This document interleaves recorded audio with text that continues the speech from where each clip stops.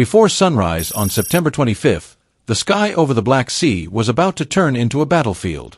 At 5:17, 6 Ukrainian Beaver drones lifted off from Karen, slipping low toward Katcha Airfield in Crimea.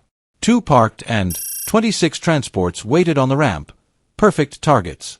The route ran straight through a known radar blind spot. So far, everything was silent.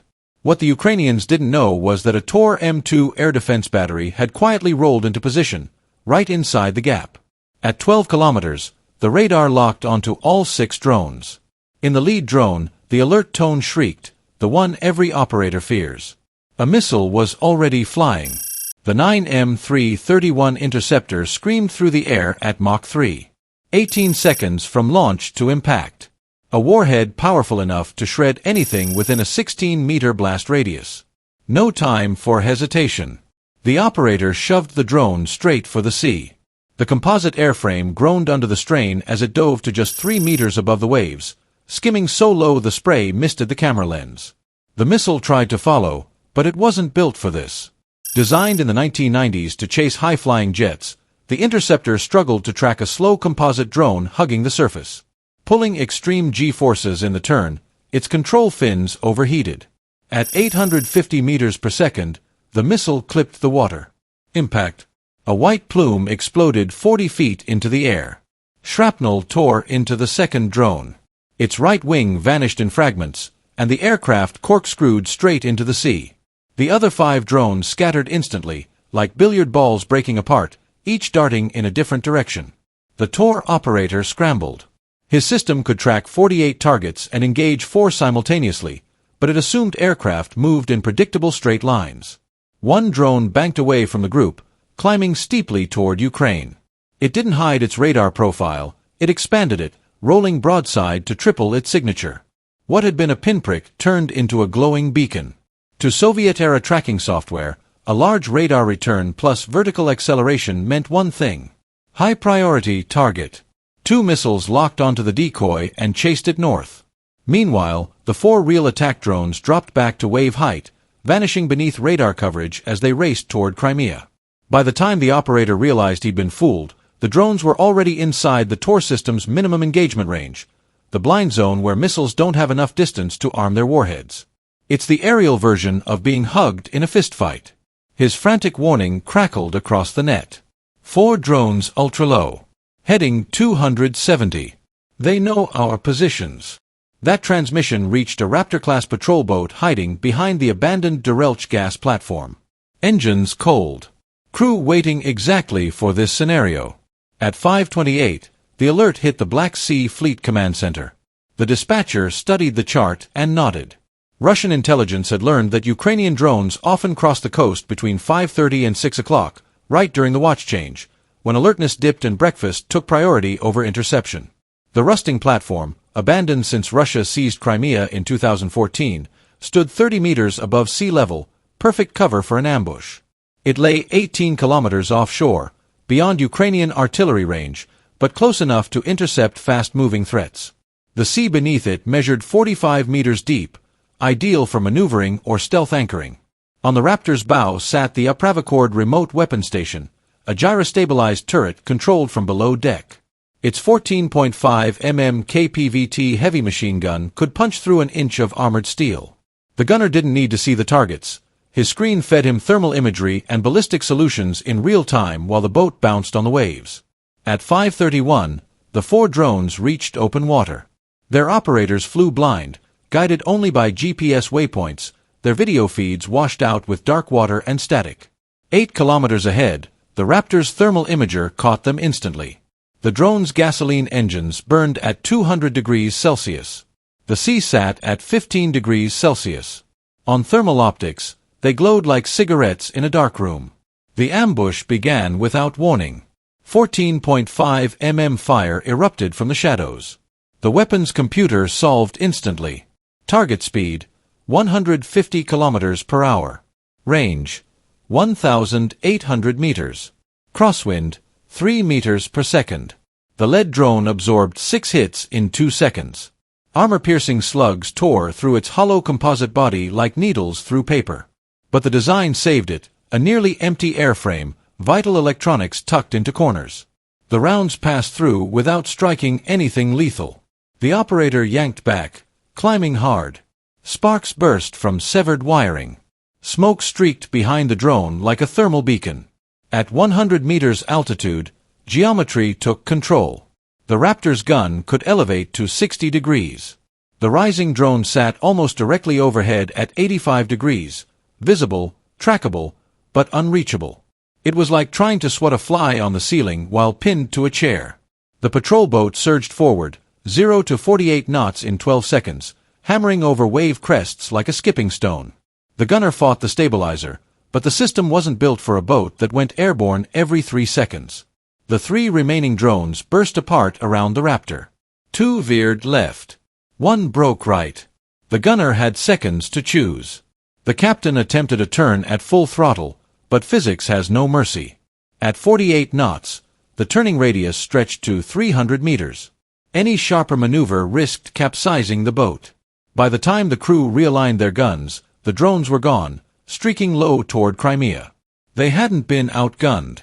They had been outmaneuvered by aircraft built of composite plastic and a few kilograms of electronics. A routine coastal patrol had suddenly become a live intercept.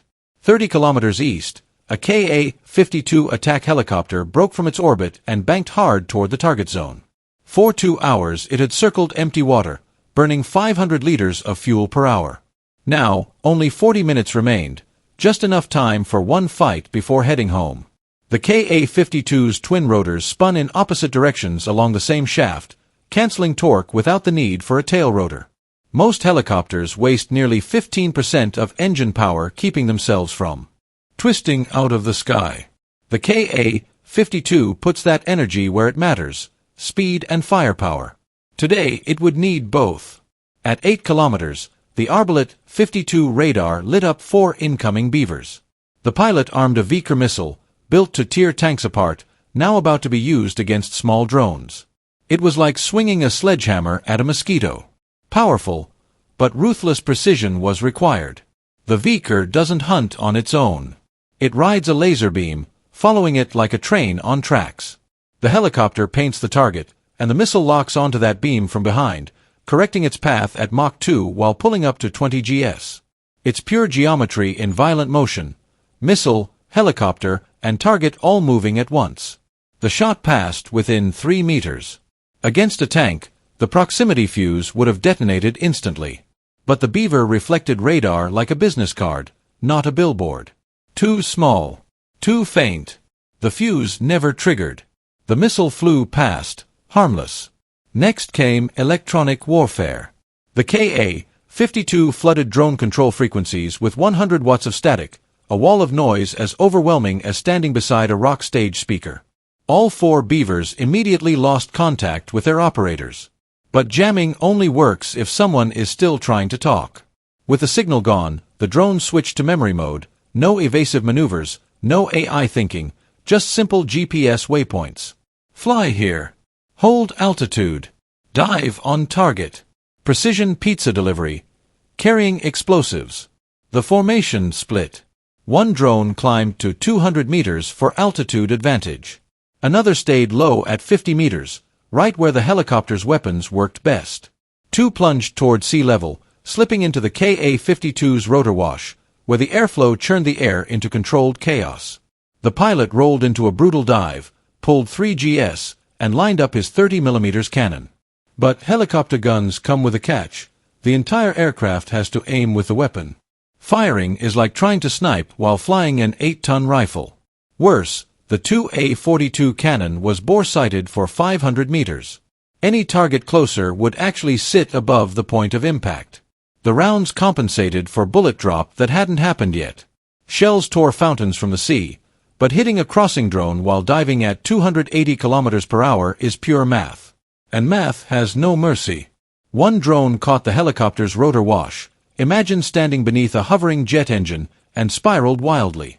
Then the cockpit erupted with warning tones. 10 kilometers to the coast, the pilot was now inside the engagement envelope of Russian Panzer air defenses at Katcha Airfield. His transponder marked him friendly, but friendly fire was becoming routine. Staying meant gambling with his life. He pulled north and disengaged.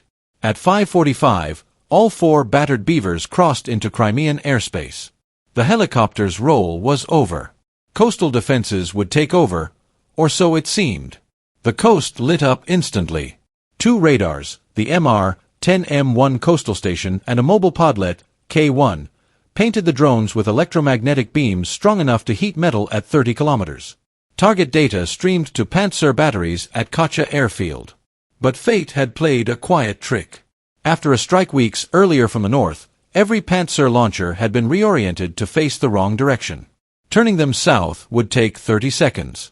In modern warfare, 30 seconds is a lifetime. The lead Beaver climbed toward the MR-10M1 radar, homing in on the signal itself. The 200-kilowatt radar was essentially shouting its location into the sky. The 8-man crew watched helplessly as the drone closed at 150 kilometers per hour. The nearest Panzer fired a 57 × 10 to the power of 6 missile, accelerating to Mach 2 in 3 seconds, but the drone had already passed inside the missile's arming distance. Safety systems triggered a mid-air self-destruct. $90,000 evaporated into the sky. The second Beaver approached the podlet, K1, under terrain cover. Ground reflections created radar ghosts. 3 drones appeared where only one existed. The operator had to choose manually. He chose too late. At 6 o'clock, the first Beaver slammed into the MR-10M1 antenna at 200 kilometers per hour. Its shaped charge became a molten copper jet traveling 8 times faster than a rifle round, cutting through steel like paper. 8 seconds later, the second Beaver struck the podlet, K1. A blinding orange flash marked the end of another multi-million-dollar system.